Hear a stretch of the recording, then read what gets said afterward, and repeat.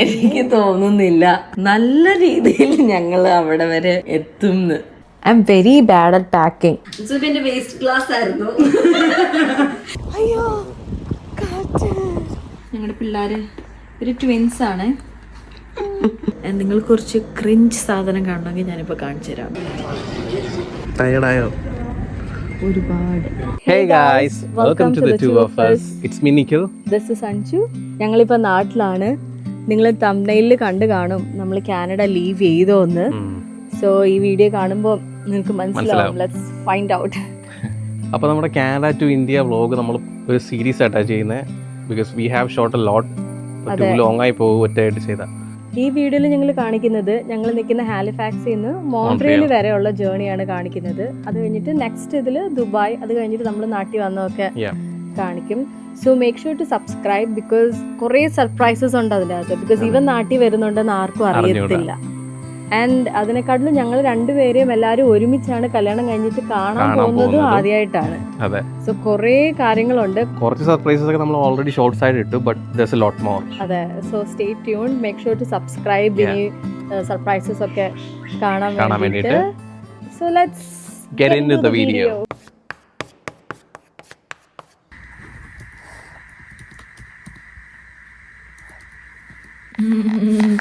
This is the major decision of my life, അല്ലേ?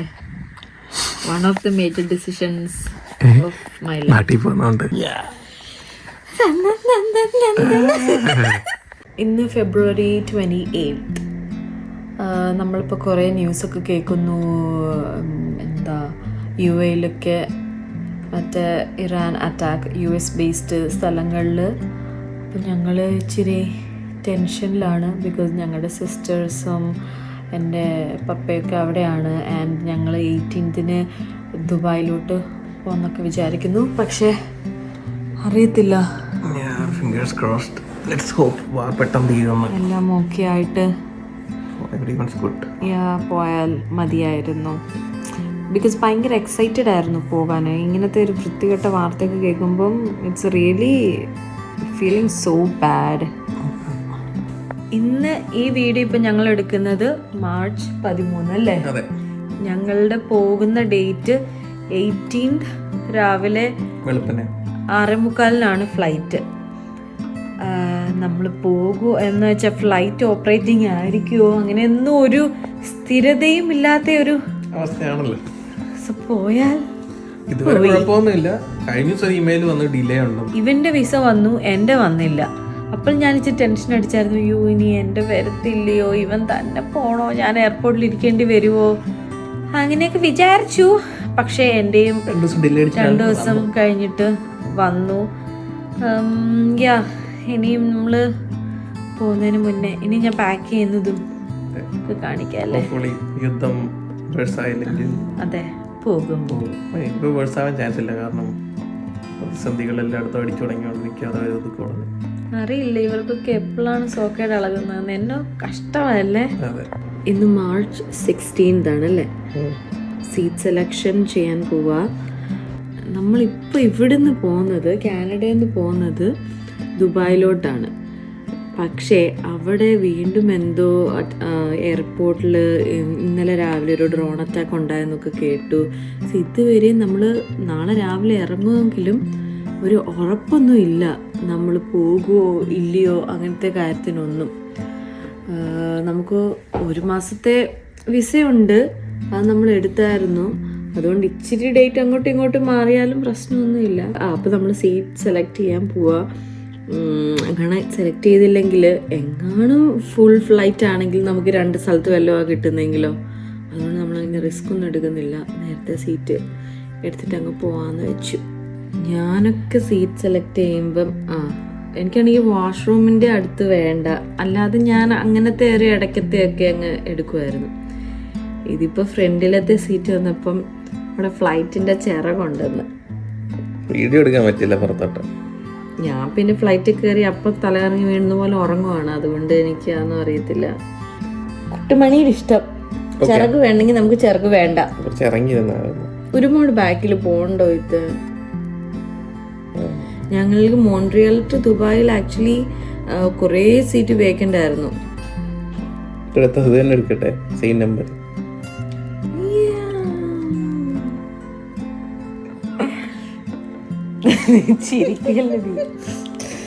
ഞങ്ങൾ ആദ്യമായിട്ടാണ് ഒരുമിച്ച് ഫ്ലൈറ്റില് പോകാൻ പോകുന്നത്. എനിക്ക് തോന്നുന്നില്ല നല്ല രീതിയിൽ ഞങ്ങൾ അവിടെ വരെ എത്തുന്നു. Your flight is not available for check in.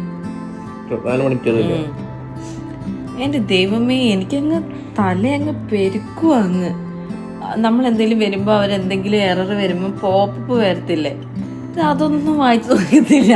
അത് ക്യാൻസൽ ചെയ്തിട്ട് വീണ്ടും വീണ്ടും നമ്പർ അടിച്ചിട്ടിരുന്ന് ചെയ്തുകൊണ്ടിരിക്കുമോ. ഞാൻ ഈ സൈഡിൽ ഇരുന്ന് നോക്കുമോ, ഞാനത് വായിക്കുന്നുണ്ട്. നമ്മള് ഇങ്ങനെ എക്സ്പീഡിയ ഒന്നും പണിയെടുത്തിട്ടില്ല, നമുക്കൊന്നും അറിയത്തില്ല. എൻ്റെ തല ഇങ്ങനെ കറങ്ങുവാങ്ങ. എനിക്ക് തോന്നുന്നില്ല സ്നേഹത്തിൽ അടുത്തടുത്ത് സീറ്റൊക്കെ എടുത്തിട്ടുണ്ട്. എനിക്കറിയത്തില്ല. ഫ്ലൈറ്റിൽ നിന്ന് ഫുൾ വഴക്കായിരിക്കും മിക്കവാറും.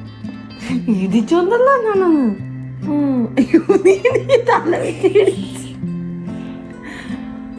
ഇന്നിപ്പോൾ March 17th ഇന്ന് രാത്രി എന്ന് പറയുമ്പോഴത്തേന് 18th വെളുപ്പിനെ ഒരു 3 മണിയൊക്കെ ആകുമ്പോഴത്തേനും നമ്മളിവിടെ നിന്ന് ഇറങ്ങും. നമ്മുടെ ഫസ്റ്റ് ഫ്ലൈറ്റ് നമ്മൾ ചെക്ക് ഇൻ ചെയ്തു.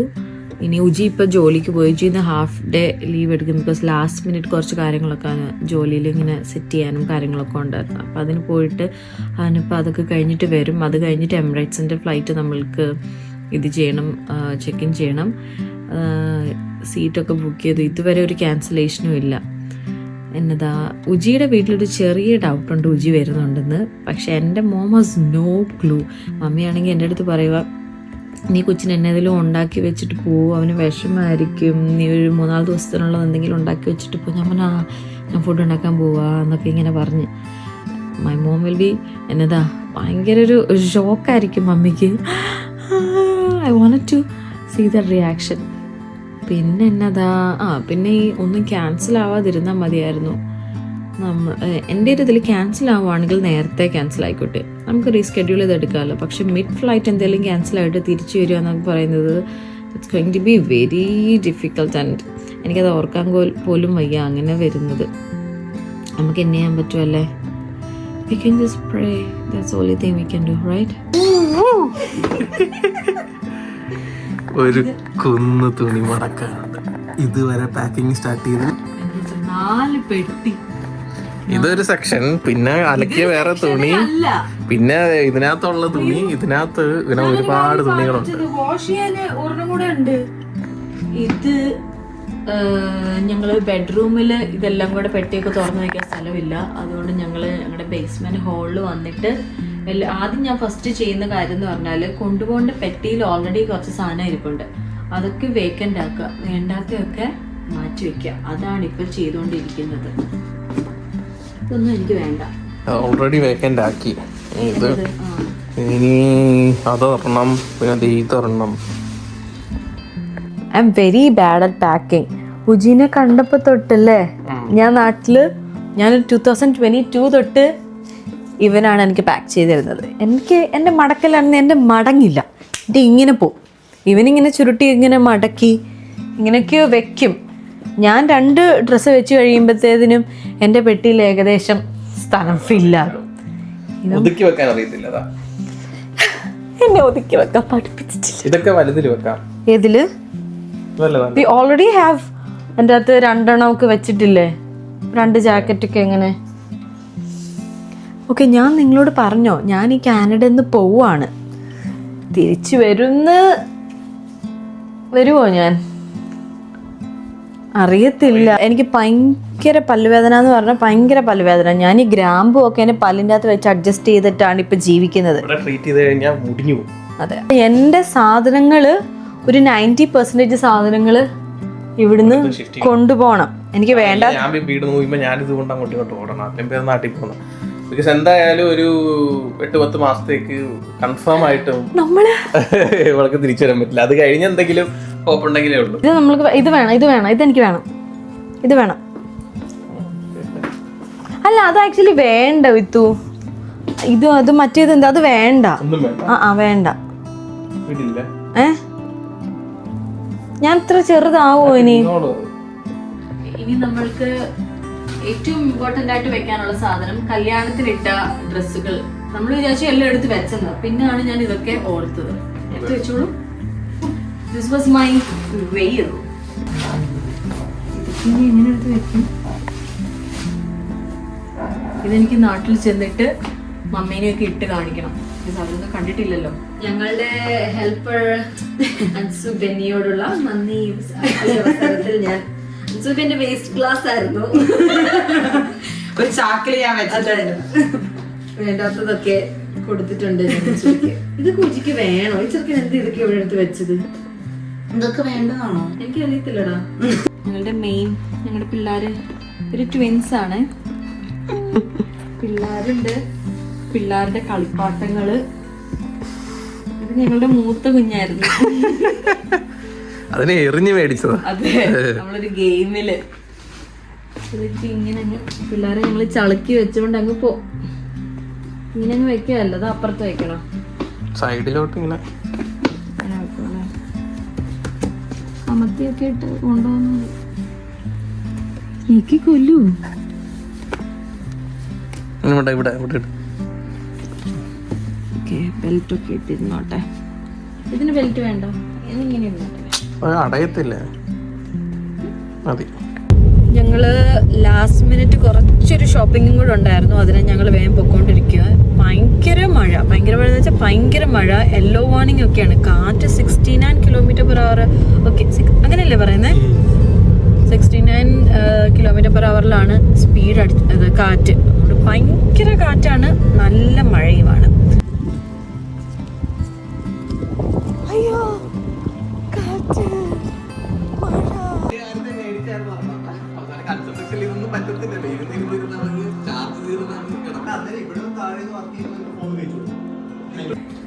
ഇനിയും ഒരു 1.5 hours നമ്മൾക്ക് ഇവിടുന്ന് ഇറങ്ങണം. ഈ ലാസ്റ്റ് മിനിറ്റ് ഞാൻ എന്തൊക്കെയാണ് ചെയ്ത് കൂട്ടുന്നതെന്ന് എനിക്ക് തന്നെ അറിയത്തില്ല. നെയിൽ പോളിഷ് അടിക്കുന്നു, മുടി കളർ ചെയ്തതാണ്. പക്ഷെ എനിക്കത് അതിന് പറഞ്ഞ സമയത്തിന് അത്രയും വെക്കാൻ വേണ്ടി പറ്റിയില്ല. അപ്പം എൻ്റെ മുടി തിരിച്ച് ബ്ലാക്കായി. എനിക്കതാ മനസ്സിലാവാത്തത്, എങ്ങനെ കറുപ്പായി. ഞാൻ ശരിക്കും മിക്സ് ചെയ്തില്ലേ. എൻ്റെ ആണെങ്കിൽ ഡ്രസ്സ് ഞാൻ ഉജിയുടെ എടുത്തിട്ടിട്ട് നടക്കുകയാണ്. കാരണം ഞാൻ എൻ്റെ എല്ലാം പാക്ക് ചെയ്ത് വെച്ചേക്കുക. ഉജി ഉറങ്ങുക, ഇതുവരെ കഴിച്ചില്ല. ഞാൻ നെയിൽ പോളിഷ് അടിച്ചിട്ട് ഇങ്ങനെ ഒരു ട്രാൻസ്പെറൻറ്റ് ഇങ്ങനെ ഒരു സാധനം, ഒരു ഗ്ലിറ്ററി പോലത്തെ, അത് ഉണങ്ങിയിട്ട് ഇനി ചപ്പാത്തി ഉണ്ടാക്കിയിട്ട് കഴിച്ചിട്ട് പോകണം. ഐ ഡോണ്ട് നോ, ഞാനൊന്നും ഒരുപാട് എക്സൈറ്റഡ് ആവുന്നില്ല പോകാൻ. ബിക്കോസ് എനിക്കറിയില്ല നമുക്കിനി ക്യാൻസലേഷൻസ് വല്ലതും വരുമോ. സോ അതിൻ്റെ ഒരു ടെൻഷനൊക്കെ ഉണ്ട് എനിക്ക്. പിന്നെ മെയിൻ തിങ് വേറൊരിതെന്ന് പറഞ്ഞാൽ അങ്ങ് എത്തിയാൽ ഉജി വരുന്നുണ്ടെന്ന് ആർക്കും അറിയത്തില്ല. അപ്പോൾ ആ ഒരു കാര്യം ഓർത്തിട്ട് ഭയങ്കര ഒരു എങ്ങനെയായിരിക്കും എല്ലാവരുടെ റെസ്പോൺസ് എന്നുള്ളൊരു എനിക്ക് ഇതുണ്ട്. ബട്ട് സ്റ്റിൽ എനിക്ക് അത്ര അങ്ങോട്ട് ഇതാവാൻ പറ്റുന്നില്ല. എവിടെയോ ഇത് ക്യാൻസലായി പോകാതിരിക്കുമോ എന്നുള്ളൊരു സാധനം ഇങ്ങനെ വരുന്നു. ഇനി ചിലപ്പോൾ പോകുന്നതൊക്കെ എടുക്കാൻ പറ്റുമെന്നൊന്നും എനിക്കറിയത്തില്ല. ബിക്കോസ് ഞങ്ങൾ എന്താണെങ്കിലും റഷ് ചെയ്തിട്ടായിരിക്കും ഓടുന്നത്. പിന്നെ പറ്റില്ലെങ്കിൽ എയർപോർട്ടിൽ വെച്ച് കാണാമേ. ഇപ്പം ഞാൻ ഉജിനെ പോയി ഉറക്കത്തിൽ നിന്ന് വിളിക്കാൻ പോവാം. ബിക്കോസ് ഇപ്പോൾ എണീറ്റ് കഴിച്ച് റെഡി ആവേണ്ട സമയമായി. നിങ്ങൾ കുറച്ച് ക്രിഞ്ച് സാധനം കാണണമെങ്കിൽ ഞാനിപ്പോൾ കാണിച്ചു തരാം. ബിക്കോസ് ഞാൻ ഉജീനെ നല്ല ഉറക്കമാണ്. ഞാനിപ്പം എത്ര ചപ്പാത്തി വേണമെന്നൊക്കെ പോയി ചോദിച്ചാൽ ഒന്നും അനക്കൊന്നുമില്ല. അപ്പോൾ ഞാൻ ഇപ്പോൾ ഉജി എണീക്ക് അങ്ങനെ പറയത്തില്ല. നമ്മൾ വിളിക്കുമ്പോൾ ഇച്ചിരി ഇങ്ങനെയല്ലേ പറയുന്നത്. അല്ല പീസ് ഞാനിങ്ങനെ ക്രിഞ്ചായിരിക്കും, നിങ്ങളൊന്നും പറയരുത്. ലൈക്ക് അത് എടുക്കുവാണെങ്കിൽ ക്യാമറ സെറ്റ് ചെയ്യാൻ പറ്റുമോ നോക്കട്ടെ, എന്നിട്ട് ഐ ക്യാൻ ഷോ യു ഞാൻ എങ്ങനെ ഉജിനെ ഉറക്കത്തിൽ നിന്ന് വിളിക്കുന്നതെന്ന്.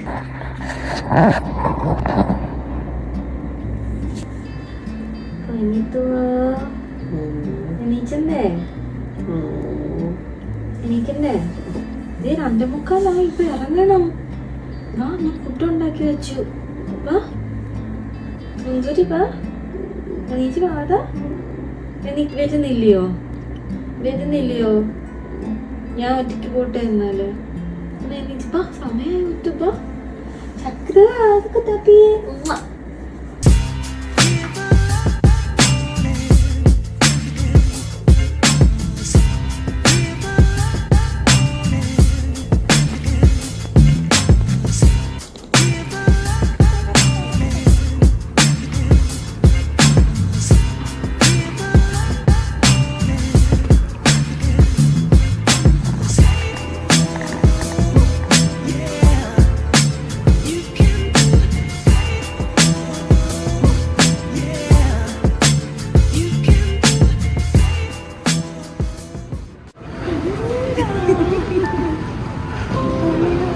താരം ഒഴുകുവാൻ നോക്കട്ടെ.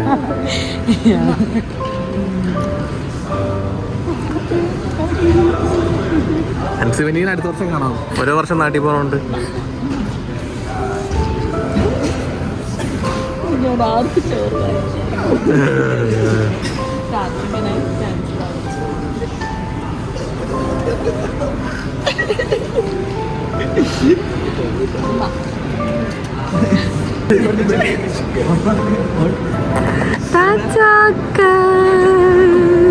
അയ്യോ പെട്ടിതാ. Bye by.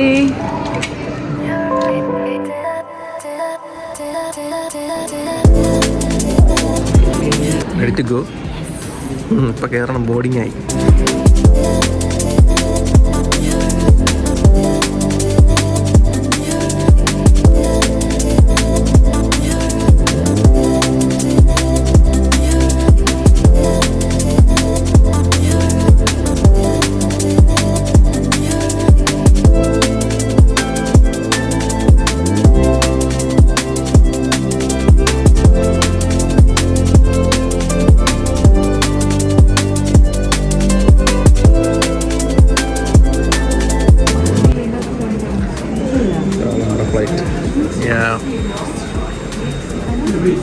Let's go. അപ്പോൾ ക്യൂബക്കിൽ ഇതുണ്ട്. മോൺട്രിയൽ എയർപോർട്ടിൽ ഇതുണ്ട്. കിടന്നുറങ്ങാം. സുഖം. എങ്ങനെയുണ്ട്? ടയർഡായോ? ഒരുപാട്. ഞാൻ ഉറങ്ങിയില്ലല്ലോ രാത്രിയിൽ. എനിക്ക് അവിടെ സീറ്റ് സെറ്റ്. സുഖം. അതെ, അത് ചെറിയ ഫ്ലൈറ്റ് അല്ലേ. ഞങ്ങൾക്ക് വിശക്കുന്നു. ഞങ്ങൾ ഫുഡ് എന്ത് കിട്ടും എന്നിങ്ങനെ നോക്കും. ഫ്ലൈറ്റിലാണെങ്കിൽ ഞാൻ ചോദിച്ചപ്പോൾ ഫുൾ ഫ്ലൈറ്റ് ആണോ ചോദിച്ചപ്പോൾ അല്ലെന്നാണ് പറഞ്ഞത്. അപ്പോൾ ഒരു ഫുൾ സീറ്റ് എടുത്ത് വെച്ച് കിടക്കാമെന്നുള്ള പ്രതീക്ഷയിലാണ് ഞങ്ങൾ ഇരിക്കുന്നത്. You can take any seat എന്ന് അവർ പറഞ്ഞു. നോക്കട്ടെ, ആദ്യം ഫുഡ് കഴിക്കട്ടെ.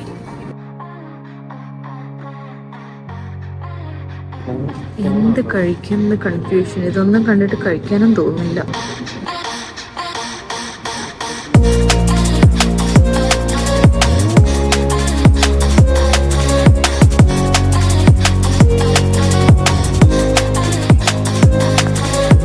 ഇവിടെയാണെങ്കിൽ എല്ലാ സബ്വേയിലും ഉള്ള മീൻസ് എല്ലാ ഐറ്റംസ് ഒന്നും ഇല്ല.